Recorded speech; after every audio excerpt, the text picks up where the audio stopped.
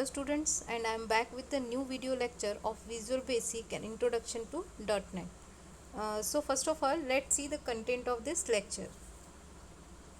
So content of these lectures are, we are in lecture 6. Today's lecture is 6.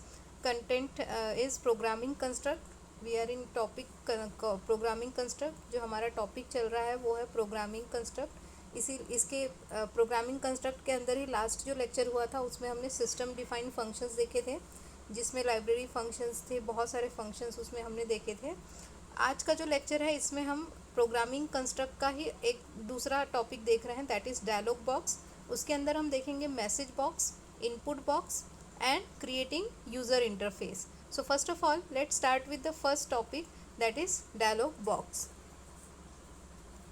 So what is dialog box? That is an user interaction function. इसको हम user interaction function बोलते हैं. कई बार हम अपना mobile use करते हैं या फिर कभी हम लोग अपना जो लैपटॉप है पीसी यूज़ करते हैं, तो बीच में एक छोटा सा एक मैसेज बॉक्स आता है जिसके ऊपर आप जब तक उसको कैंसिल या यस या नो, जब तक आप उस पर क्लिक नहीं करते हो तब तक वो आगे प्रोसेस नहीं करता है. तो इसे ही हम कहते हैं डायलॉग बॉक्स और यूज़र इंटरेक्शन फंक्शन. ये डायलॉग बॉक्स, ये डायलॉग किसके बीच में हो रहा है? सिस्टम के बीच में और हमारे बीच में. तो ऐसे ही हम हमारे एप्लीकेशंस जो हम डिज़ाइन करते हैं, जो सॉफ्टवेयर हम डिज़ाइन करते हैं, उसके अंदर भी हम ऐसे डायलॉग बॉक्सेस का यूज़ कर सकते हैं जिससे कि यूज़र जो है वो उसके साथ इंटरेक्ट हो सके. कई बार होता है जब हम वर्ड की कोई फाइल बनाते रहते हैं तब उसमें हम उसको डायरेक्ट क्लोज करने की कोशिश करते हैं, तो एक मैसेज बॉक्स वहाँ पे सामने आता है, जहाँ डायलॉग बॉक्स आता है, जहाँ पर वो हमको पूछता है कि do you want to save the changes और नॉट. वहाँ पर दो ऑप्शन होते हैं, यस और नो. तो हम अगर यस पे क्लिक करते हैं तो सेव हो जाता है, नो पे क्लिक करते हैं तो सेव नहीं होता है. तो इसको हम लोग बोलते हैं डायलॉग बॉक्सेस इन यूज़र इंटरेक्शन. जब हम एप्लीकेशन पे वर्क कर रहे होते हैं उसके बीच में ये मैसेज बॉक्सेस आते हैं हमेशा डायलॉग बॉक्सेस. तो dialog box is an information exchange between a user and the application. मैंने अभी बताया था कि जो हम सॉफ्टवेयर डेवलप कर रहे हैं या फिर जो हम एप्लीकेशन डेवलप कर रहे हैं, ये यूज़र और उसके बीच के एप्लीकेशन के बीच में जो है इंफॉर्मेशन एक्सचेंज हो रहा है. जैसे मैंने बोला do you want to save the changes, तो ये किसके बीच में इंटरेक्शन हो रहा है? उस एप्लीकेशन और हमारे यूज़र के बीच में. यूज़र कौन है? हम हैं. तो हमारे बीच में इंटरेक्शन होता है इंफॉर्मेशन एक्सचेंज का. It is basically prompt the user for data needed by the application to continue और टू डिस्प्ले इंफॉर्मेशन. ये prompt, what do you mean by prompt? ये बीच में हमको टोकता है. टोकना, प्रॉम्प्ट मतलब क्या? किसी को टोकना या फिर किसी को बताना कि हाँ ये चीज़ आपको करनी है या नहीं करनी है. बीच में आपको इंटरप्ट करने का काम जो है ये डायलॉग बॉक्सेस करते हैं. So display a message in a dialog box and wait for the user to click button and returns an integer indicate which buttons the user click. अब ये जो डायलॉग बॉक्सेस होते हैं ये क्या करते हैं? एक मैसेज डिस्प्ले करते हैं. और मैसेज डिस्प्ले करते हैं तो वहाँ पर दो बटन्स होंगे. एक बटन होगा, किसी किसी मैसेज बॉक्स में दो बटन्स होंगे, जैसे यस और नो. किसी में 3 होंगे, ओके, कैंसिल, नॉट सेव, ऐसे करके ऑप्शंस होंगे. या फिर सिर्फ एक क्रॉस का बटन होगा, बाकी और कुछ भी नहीं होगा. तो ये क्या करते हैं, जब हम इन बटन्स के ऊपर क्लिक करते हैं तो क्या करेगा? वो कोई इंटीजर वैल्यू रिटर्न करेगा वापस से सिस्टम को, जिससे कि वो एक्शन परफॉर्म होगा. So dialog boxes are of 2 types. 2 types के डायलॉग बॉक्स हैं. पहला है मैसेज बॉक्स और दूसरा है input box. So let's see in detail what is message box. So message box, इसका नाम ही है मैसेज बॉक्स, मतलब कोई मैसेज देना, यूज़र को कोई मैसेज देना. It is a dialog box used for displaying output और मैसेज और to decision selection from user called as a message box. ये क्या करता है? डिस्प्ले करता है, आउटपुट डिस्प्ले करेगा या फिर कोई मैसेज होगा. और टू डिसीजन सिलेक्शन, जैसे कि मैंने बोला do you want to save the changes, yes और नो, ये 2 ऑप्शन होंगे. तो आपके पास डिसीजन लेने का चांस है. आप या तो यस कर सकते हो या तो नो कर सकते हो. तो it is called as a message box. तो बेसिकली इसका काम क्या है? मैसेज देना यूज़र को. During program execution one can not resize this dialog box. आप इसको रिसाइज नहीं कर सकते हो जब तक आप उसको कैंसल या फिर जो भी ऑप्शन वहाँ पे, अगर दोनों में से कोई एक ऑप्शन अगर आप चूज़ नहीं करते हो तब तक ये डायलॉग बॉक्स आपके स्क्रीन के ऊपर वैसे ही आपको दिखाई देगा. सो आप इसको रिसाइज नहीं कर सकते हो. रिसाइज मतलब क्या? हम देखते हैं वहाँ पर जब भी कोई एप्लीकेशन ऑन करते हैं, जैसे वर्ड की हो गई या फिर कोई भी सॉफ्टवेयर ऑन करते हैं, तो वहाँ पे हमको साइड में राइट साइड में 3 बटन्स ऊपर कॉर्नर में दिए देते हैं। एक सिंगल ऐसे माइनस का साइन होता है, एक स्क्वायर बॉक्स होता है और एक क्रॉस का साइन होता है। तो माइनस वाला साइन क्या इंडिकेट करता है कि आपको उसको मिनिमाइज़ करना है, स्क्वायर वाला क्या करता है कि आपको उसको बड़ा करना है, रीसाइज करना है, और क्रॉस किस लिए होता है कि आपको एप्लीकेशन को क्लोज करना है। तो वैसे ही ये रीसाइज नहीं होता है, मैसेज डायलॉग बॉक्सेस जो है ये रीसाइज नहीं होते हैं। तो इसका सिंटैक्स देखते हैं। Message box prompt icon plus buttons comma title.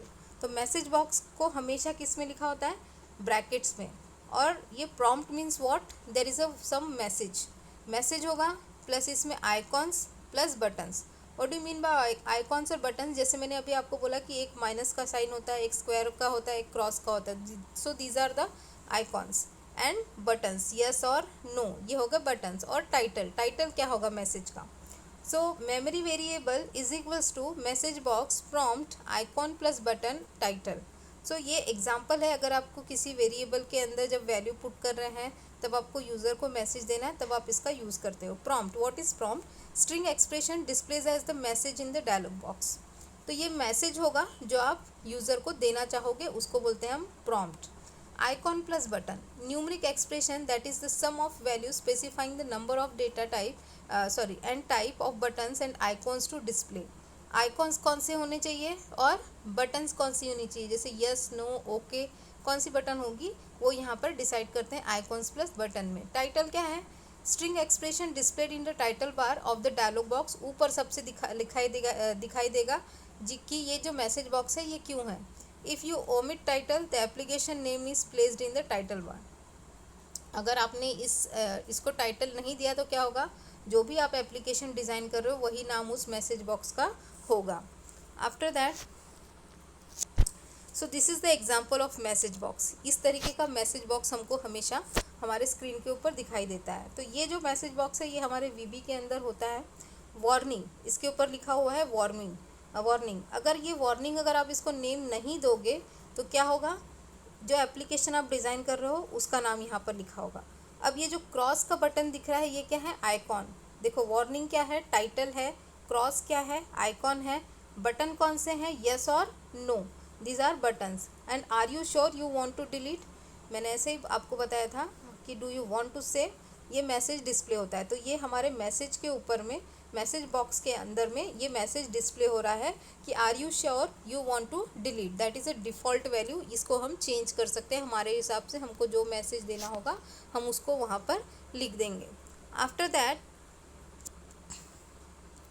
सब यहाँ पर जो आइकॉन्स हैं वो कौन कौन से हम यूज़ करते हैं, तो V B critical means cross का निशान होता है और इसकी वैल्यू होती है 16। डिस्प्ले क्रिटिकल मैसेज आइकॉन, मतलब जो कि वार्निंग होंगे, वैसे जैसे अभी क्रॉस केस में दिखाया ना, वार्निंग केस में दिखाया ना क्रॉस, तो this is V B critical. Next है वी बी क्वेश्चन के लिए क्वेश्चन मार्क, जैसे कि वो आपसे कोई क्वेश्चन पूछ रहा है, do you want to save. So 32 displaying warning query question mark icon. V B exclamation display warning message icon, इसकी वैल्यू कितनी है 48, और ये कोई मैसेज वार्निंग मैसेज ही देता है। And V B information display information message icon, कोई इन्फॉर्मेशन अगर आपको देनी है, बीच बीच में कुछ इन्फॉर्मेशंस भी है, कुछ एप्लीकेशंस जो है वो प्रोवाइड करती हैं, तो वो होते हैं वो उसको हम इंडिकेट करते हैं आई के थ्रू। तो ये डिस्प्ले इन्फॉर्मेशन मैसेज आइकॉन्स। अब बटन कौन कौन से होते हैं, V B okay only, okay button, सिर्फ ओके बटन रहना है तो उसके लिए हम लोग को वी बी ओके ओनली लिखना होगा, डिस्प्ले ओके बटन ओनली, इसकी वैल्यू होती है 1। वी बी ओके कैंसिल, अगर हमको 2 बटन्स चाहिए ओके और कैंसिल, तो उसके लिए हमको वी बी ओके कैंसिल, तो वहाँ पर 2 बटन्स डिस्प्ले होंगी, ओके और कैंसिल, इसकी वैल्यू होती है 1। V B abort retry ignore, अब यहाँ पर 3 बटन्स हैं, display abort retry and ignore button, यहाँ पे 4 है।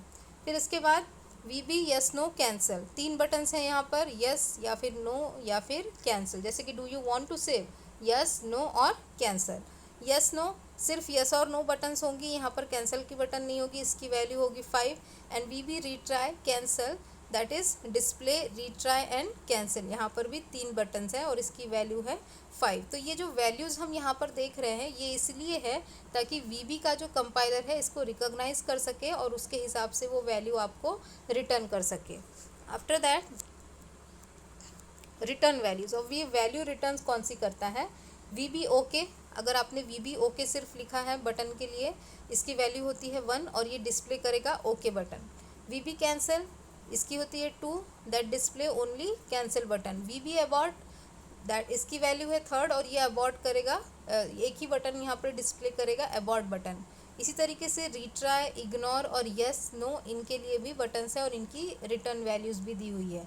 अब बटन्स कौन कौन सी है, बटन्स हम ऑलरेडी देख चुके हैं। VB okay only, okay cancel, abort, retry, ignore, ये हम ऑलरेडी लास्ट स्लाइड में देख चुके हैं। आफ्टर दैट हम नेक्स्ट जो मैसेज बॉक्स है वो डायलॉग बॉक्स है वो देखते हैं, that is second input box, उसको हम बोलते हैं इनपुट बॉक्स। अब ये इनपुट बॉक्स क्या होता है, यूज़र से इनपुट लेने का काम जो है ये इनपुट बॉक्स करता है। The input box function prompt the user to enter values, some values enter करने के लिए, कुछ वैल्यूज़ एंटर करने के लिए इनपुट बॉक्स का यूज़ होता है। After entering the value, if the user clicks the OK button or press enter on the keyboard, the input functions will return the text in the text boxes. ये input box का काम क्या है, user से input लेना, और जैसे ही आप ओके या एंटर प्रेस करोगे तो ये इनपुट बॉक्स जो है ये फंक्शन करना शुरू करेगा और इसकी जो वैल्यूज़ हैं वो आपको टेक्स्ट बॉक्स के अंदर डिस्प्ले होना शुरू हो जाएगी। If the user clicks the cancel button, the function will return an empty string. अगर आपने कैंसिल बटन गलती से प्रेस कर दिया, ओके और कैंसिल आप यहाँ पर देख रहे हो, तो अगर आपने ये कैंसिल बटन पे क्लिक कर दिया तो क्या होगा, it return an empty string वहाँ पर रिटर्न करेगा। इनपुट बॉक्स टेस्ट है, यहाँ पर इसका एग्जांपल दिया है इनपुट बॉक्स का, टाइटल बार दिया हुआ है, प्रॉम्प्ट दिया है enter a number, default value है वो 0, हमको जो भी करना है हम 2 3 4 जो भी हमें एंटर करना होगा हम वहाँ पे कर सकते हैं। और यहाँ पर 2 बटन डिस्प्ले होती है, एक होती है ओके और दूसरी होती है कैंसिल। जब हम ओके बटन क्लिक करेंगे तो क्या होगा, आगे का फंक्शन, आगे का प्रोसेस होगा, लेकिन अगर हम कैंसिल करते हैं तो क्या होगा, एम्प्टी स्ट्रिंग रिटर्न करेगा। आफ्टर दैट इसका सिंटैक्स है input box, prompt, title, default, xpos, ypos, helpline, help file and context. तो इसका पैरामीटर जो है उसका डिस्क्रिप्शन दिया हुआ है। Remember these are the functions. Dialog boxes क्या है, ये सिस्टम डिफाइन जैसे फंक्शंस थे वैसे ही ये भी फंक्शंस है, इसलिए इनको यहाँ पर लिया हुआ है। मैसेज बॉक्स और इनपुट बॉक्स जो है ये क्या है, फंक्शंस के इसमें काम करते हैं। They are functions in VB, built in functions हैं, तो इसी के लिए हम इनको यूज़ करते हैं। तो अब ये प्रॉम्प्ट क्या है, अ रिक्वायर्ड पैरामीटर, जो भी मैसेज हमको वहाँ पे देना हो, जैसे enter a number, that is a parameter, required parameter. String that is displayed as a message in the dialog box and the maximum length of prompt is approximately 1024 character. आप इतना लंबा उसको रख सकते हो, 1024 कैरेक्टर्स जो है वहाँ पर लिख सकते हो।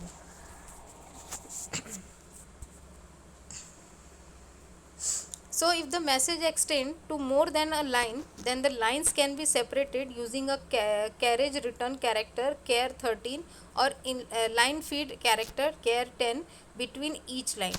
तो क्या बोल रहा है यहाँ पर, अगर मैसेज जो है वो मोर देन 1 लाइन से है, एक से ज़्यादा अगर लाइन है तो उसके लिए हमें यहाँ पर कैरेक्टर 13 का यूज़ करना पड़ेगा और कैरेक्टर 10 का।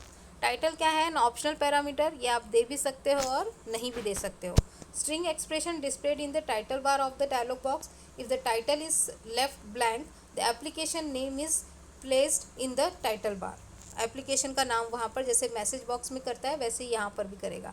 डिफ़ॉल्ट क्या है, an optional parameter, default text in the text box that the user would like to be displayed. जैसे वहाँ पर 0 डिस्प्ले हो रहा है इनपुट बॉक्स में, अभी एग्जांपल में हमने देखा वहाँ 0 डिस्प्ले हो रहा है, तो यूज़र अपने हिसाब से इसको डिफ़ॉल्ट वैल्यू जो है वो सेट करके रख सकता है। After that XPOS. What is XPOS? An optional parameter. The position of x-axis represent the prompt distance from the left side of the screen horizontal. If left blank, then input box is horizontally centered. तो ये जो message है वो कहाँ display होगा, left side में होगा या राइट साइड में होगा, उसके लिए ये XPOS यूज़ होता है। वैसे ही YPOS है, ये किसके साइड में यूज़ हो रहा है, राइट साइड में वर्टिकली के लिए एक्स और वाई, हम लोग एक्स एक्सिस और वाई एक्सिस देखते हैं, तो एक्स पोजीशन और वाई पोजीशन हम यहाँ पर उसकी सेट करते हैं बाय एक्स पोज और Y pos. Help file, an optional parameter, a string expression that identifies the help file to be used to provide context sensitive help for the dialog box. अगर कोई किसी को नहीं समझ में आ रहा है कि यहाँ पे क्या इनपुट करना है, तो उसके लिए हम हेल्प फाइल भी हम वहाँ पर डिज़ाइन कर सकते हैं. Next is context, an optional parameter, a numeric expression that identifies the help context number assigned by the help author to the appropriate help topic. जो भी हेल्प फाइल होगी उसका क्या नंबर है वो आपको रिटर्न करेगा कॉन्टेक्स्ट के अंदर. अगर आप वहाँ पे वो लिख दोगे तो वो हेल्प आपको प्रोवाइड करेगा. After that, creating user interface. What is user interface? हमने ग्राफिकल यूज़र इंटरफेस सुना है, वैसे ही हम क्रिएटिंग यूज़र इंटरफेस कर रहे हैं, तो that is also an graphic user interface. So it is an interface between user and the system, and hence it is also called as a user interface or screen design.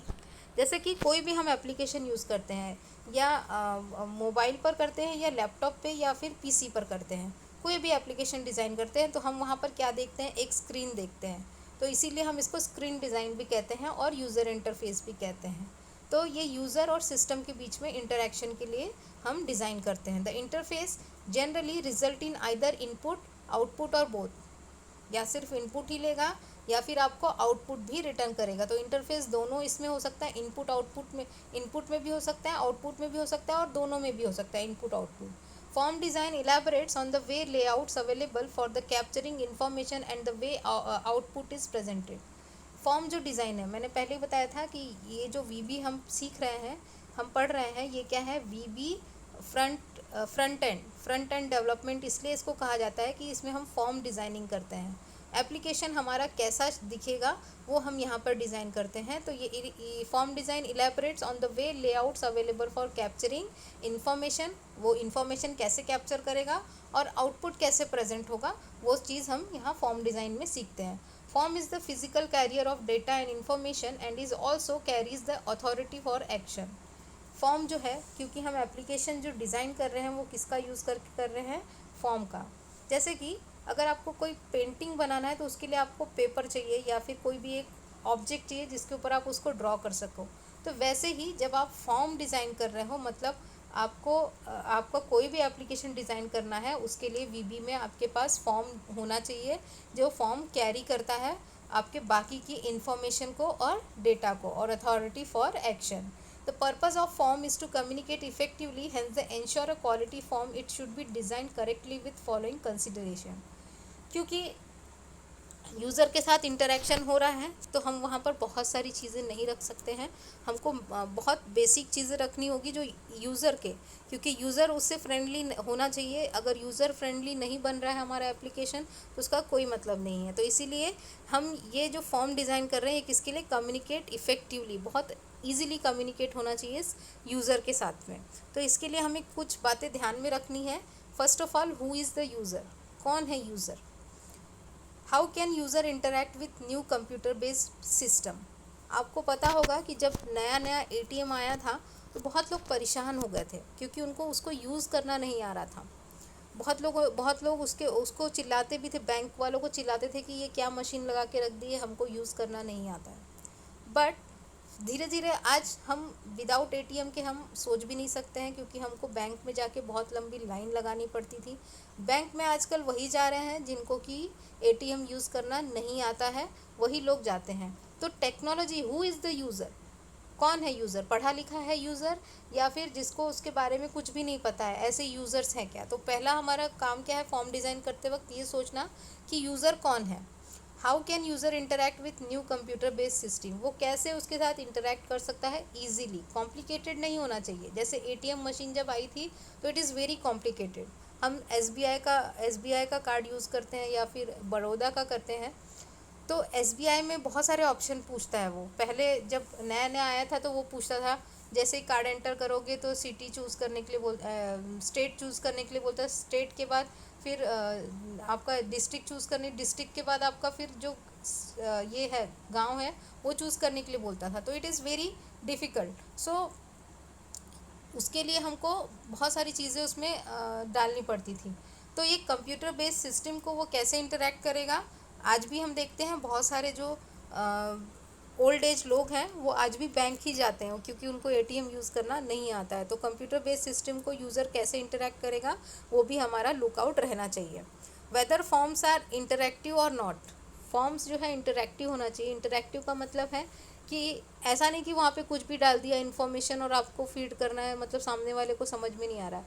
बहुत बार होता है हम लोग मराठी में कुछ फॉर्म्स होते हैं, bank के ही फॉर्म होते हैं, हम लोग ले तो आते हैं लेकिन मराठी हमके समझ में नहीं आती है या फिर बहुत ज़्यादा डीप में वो लिखा होता है तो हम उसको नहीं समझ पाते हैं। लेकिन वही हम पलट के इंग्लिश में उसको पढ़ के उसको सॉल्व कर पाते हैं। सेम चीज़ आगे पीछे दोनों साइड होता है, एक साइड मराठी में होता है, एक साइड इंग्लिश में होता है। तो हम इंग्लिश वाला सॉल्व कर पाते हैं, मराठी वाला नहीं सॉल्व कर पाते हैं। तो इंटरैक्टिव होना चाहिए फॉर्म आपका, देखते ही समझ में आना चाहिए। ये नहीं होना चाहिए कि आपको फॉर्म दे दिया लेकिन आपको समझ में ही नहीं आ रहा कि उसमें क्या भरना है। How much and what kind of information should be displayed, कितना इन्फॉर्मेशन वहाँ पे डिस्प्ले होना चाहिए और कितना नहीं, ये भी यूज़र का काम है जब वो फॉर्म डिज़ाइन कर रहा है, प्रोग्रामर का काम है जब वो फॉर्म डिज़ाइन कर रहा है। After that VB components to create user interface, क्या क्या कंपोनेंट हम यूज़ कर सकते हैं जब हम फॉर्म डिज़ाइन कर सकते हैं। तो these are the main components, कौन कौन से हैं। पहला मेनू बार, ये हम ऑलरेडी देख चुके हैं मेनू बार क्या होता है। टूल बार क्या है, project explorer window, property window, form layout window, tool box जिससे कि हम कंट्रोल्स जो है वहाँ से चूज़ करके अपने फॉर्म के ऊपर रख सकते हैं। मेन फॉर्म, क्योंकि ये सारी चीज़ें कहाँ पे जाने वाली है, फॉर्म पे जाने वाली है। Then object browser and code window.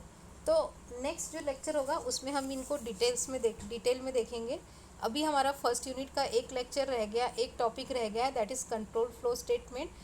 जो हमारा नेक्स्ट 7 लेक्चर होगा उसमें हमारा फर्स्ट यूनिट जो है वो कंप्लीट हो जाएगा, जिसमें मैं पूरे कंट्रोल फ्लो स्टेटमेंट जो है वो एक साथ कंप्लीट कर दूंगी। तो हमारा फर्स्ट यूनिट जो है वो नेक्स्ट लेक्चर में कंप्लीट हो जाएगा। Thank you.